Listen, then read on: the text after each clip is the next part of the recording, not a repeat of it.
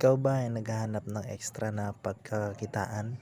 Yan po ang madalas natin nakikita ngayon sa kahit saang social media po.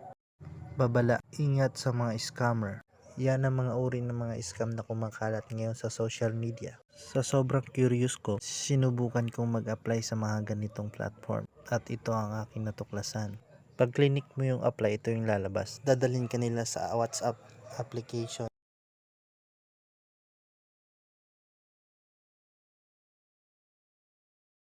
Dito makikita nyo, rekta ako agad sa WhatsApp. Nagpakilala agad siya na si Angel Allen. Pinakilala niya agad ang company nila. 138 Commercial Corp daw ang company nila. Sinend niya agad ang requirements nila.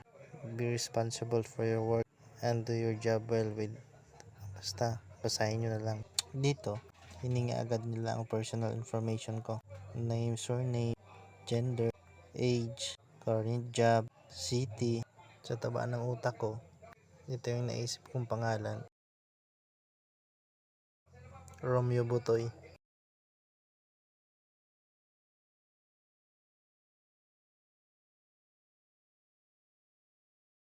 Para safety, nag-alias na lang ako. Kung ano-ano na lang akin nilagay dyan. Nag-alias ako, ibang lugar, edad, para lang malaman ko kung legit ba.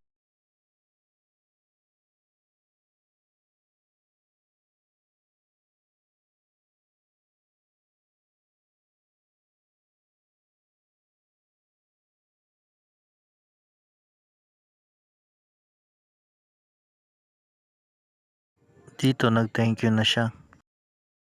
Sinabi niya dito na pwedeng mobile phone or laptop ang gagamitin. Pagkatapos ay nagbigay na siya ng link. Kailangan ko daw muna mag-register dyan. Kailangan ko daw gumawa ng account at pagkatapos i-screenshot ko isend sa kanya. Dito ka dadalhin ng link. Ilalagay mo yung phone number mo.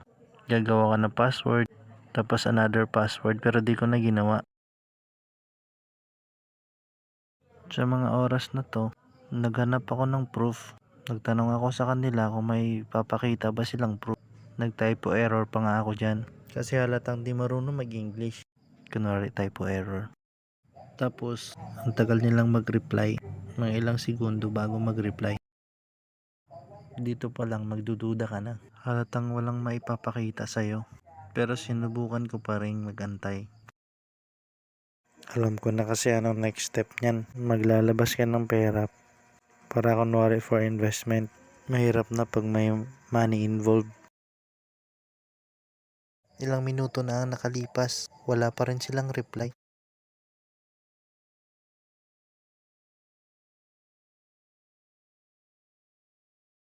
Doon pa lang magdududa ka na talaga na sinama na nila yung message pero hindi sila nagre-reply. Nagantay pa ako ng mga ilang minuto.